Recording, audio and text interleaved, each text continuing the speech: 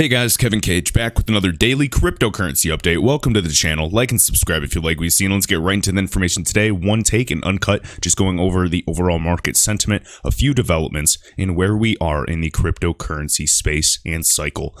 So right here, see date, and I tagged Gregory Mannarino. Very, very smart guy, from Wall Street, years of experience, has a daily YouTube vlog. I highly recommend you guys check out. Keep in mind, I have no political affiliation with anything. I am simply here to make money. So keep that in mind, guys, as an investor.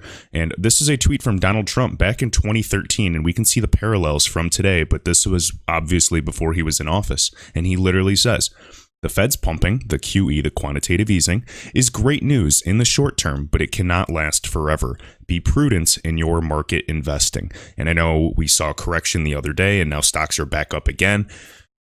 This same advice applies today more than ever, because obviously we're looking at trillions of dollars being artificially pumped into the economy. We think it's economic prosperity. These huge companies are doing stock buybacks, and it will not last forever. Even if it does somehow manage to continue to go on for a few more months, which obviously each time it does, I feel it's less and less likely to do so. Expect a correction. I'm not saying it's going to be some terrible crash, but if you could settle the US dollar or, precious metals or hedge your bet in cryptocurrency and then buy back with something in a position to improve it, there's so many options. So obviously just do what's right for you, and I'll do what's right for me. So keep that in mind. All right, right here we got Mr. Fresh 420. Now, basically just, this tweet I showed the other day talking about the same, ROI with XRP going to $112 from 20 cents. Basically is virtually the same, of half a penny to $3.30. And fun fact, this is actually when I first saw XRP early on. So it was a lot different to purchase it back then. It's not like it was right on Coinbase or Binance, even, pre-Binance days easily. But keep that in mind. So this gentleman kind of disagrees, says, with all due respect, I do not see XRP mooning, blah, blah, blah. Even, if the entire financial system would collapse, there's just too much and there would not be enough money to cover it. But again, this gentleman just has not done the math. He doesn't understand the use case, does not understand that hierarchy of payments. And again, this gentleman right here, and I believe it's pronounced Deutsche Bank. So please correct me, fellow Germans. Anyways, Deutsche Bank has $50+ trillion in derivatives alone. Financial markets have not collapsed yet. No offense, but XRP is a new type of asset with an open source ledger network and a global ecosystem building use cases around it. And there's so many more use cases beyond remittance. You really have to step back and see what is going on. I know we've kind of delved into all those use cases. There's some great infographics available at status.hr. That's the website. So it's stedas.hr. So check that out again. And again, I'm not being paid for that, but it's just a great website. So right here, XRP is a solution to a liquidity crisis. Look up supply and demand. And I agree. Now, granted, derivatives, that's a whole nother thing. It will take time, but we do have DeFi products in the works, and we're ahead of any other asset class. Next, shared by this gentleman, Gabor Gerbox. So right here, by the time I'm 67 years old, over $600,000 will be paid into Social Security on my behalf. That money would have been worth $1.9 million if I had gotten a 5% return. My annual interest would be $95,000. The government promises me over $3,000 a month at age 67, which is $37,000 a year. How is this not theft? Food for thought, guys. Keep that in mind. These systems are changing. I mean, today, even getting pensions and anything like that is just wishful thinking.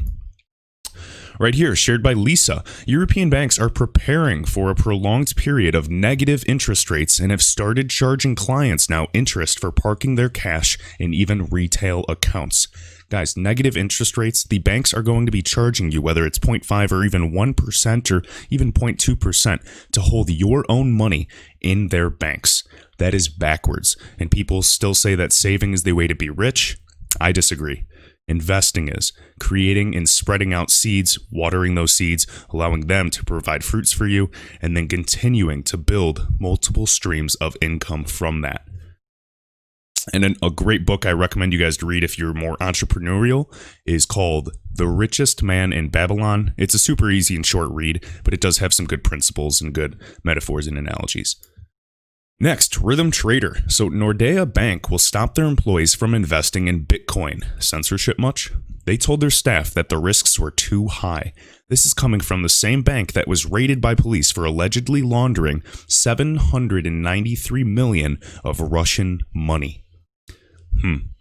Food for thought. And keep in mind, I am not the biggest Bitcoin advocate. I really do not own too much Bitcoin. I mean, I guess that's relative to what your standards are. But guys, when I talk about Bitcoin, when I say it's leading the cryptocurrency space, and when I say Bitcoin, sometimes that really is just an umbrella term for all cryptocurrency, all digital assets, the future of all digital assets, cryptocurrencies, you name it. So keep that in mind. I use it as a blanket term. Right here, Thal Rathar. I've covered this before, but just want you guys to realize the partners of Ripple are massive. Finastra is a RippleNet partner. So instead of signing one by one, Finastra has over 9,000 clients alone. Now check this out though. 90 of the world's top 100 banks use Finastra's technology. These are global banks, guys. And again, at a central bank level, the European Central Bank, Deutsche Bank, the Fed, I mean, we just have massive, massive groups. So technology companies like us are in a privileged position to affect change on a global level. And as I've said in a previous video, rollout is getting easier and easier with RippleNet, provided we build the liquidity, get the compliance, get the regulations, have the right exchange partners for each and every pair.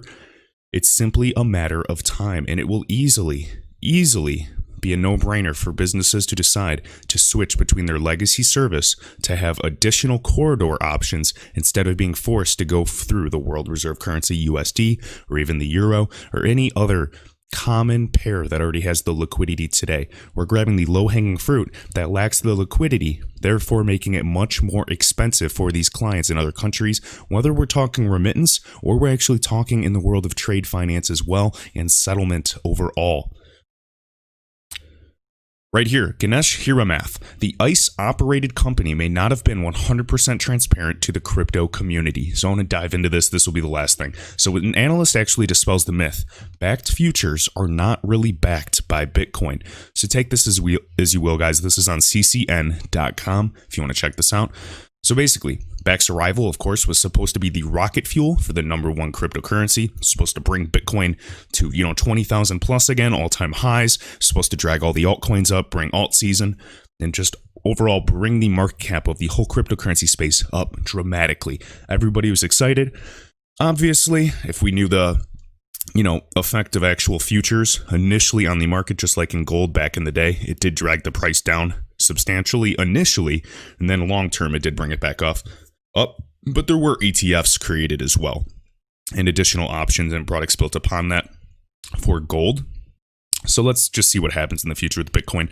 I think it's a no-brainer that we will see upside in the space, at least for some of the altcoins that have true utility. Anything else between that time is anybody's guess. But if I were to guess, I would say we are going to see upside. Would not surprise me to see Bitcoin, push well over $10,000 within the next few months, if not even up to 15,000, 16,000 within the next, at least in 2020 easily, especially with the halving. Institutions participating through Bakkt are trading on leverage instead of taking physical delivery of Bitcoin. And then even with max growing volume, the demand is not translated into bullish Bitcoin prices. Why? As we can go right here, you see some charts with the Bitcoin monthly futures.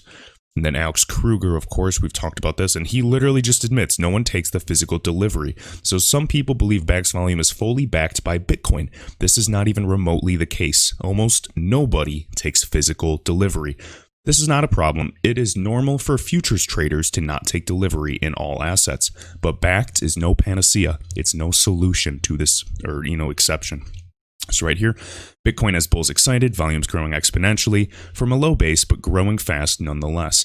And we know that volume's growing, but we've kind of been looking and just saying, well, why isn't that correlating with the high price? Right here, they are paper contracts offering physical delivery. Futures are not backed by Bitcoin. Traders trade on margin and need to have collateral, i.e. cash. Prior to expiry, traders close, roll, or go physical. Those holding a short into expiry must have Bitcoin in the warehouse. And you can see the whole futures workflow if you're curious, guys. But I just wanted to show you this, and let's just keep this in mind, because it's simply a matter of time before Bakkt decides to do this product, the same type of futures-backed option with perhaps Ethereum. I don't know if they'll actually touch XRP. That's not even really a concern with me, but I think Ethereum would be the next option and maybe other altcoins in the future if they decide to go futures. But I'm waiting for Bitcoin to have a few more financial products built on top of them. And let's just be weary on what the initial impact could be. I know in 2017, we saw that buy the rumors, sell the news. You could see any good news and a coin would pump 10, 20% in a day. Everyone would be chasing gains. We're in a different landscape now. The era of hype is done, and we are actually looking for use cases, proof. Investors are smarter now, at least those that got in at 2017. They're more tactical with their decisions. Now, there have been a lot of newcomers in 2018, 2019, and they have a lot to learn. But hopefully this bear market has made them humble. Hopefully they've used this time to really learn about this landscape and understand the manipulation that exists not only in the cryptocurrency market, but in all markets for that matter. Whether it is the stock market, whether it is the precious metals market, the commodities, you name it, they are all tied together. And that is why I'm so excited about XRP. I think it's completely different, and it's not just a cryptocurrency. I do like referring to it as a digital asset because it will potentially be, with the XRP ledger, the new, basically, infrastructure of the entire financial system. We are early. Yes. Is it a gamble? Yes. But is there any other project that I see that can even remotely compete to XRP where it is today, the years of development, the team, because I invest in people, not just businesses, the people, because people are within that, and people are what drive and make the decisions and energy and the man hours into what will happen and hopefully turn into a fruitful endeavor for all of us. All right, guys. So let me know your thoughts down below. Hit that like button, and I will see you in the next video.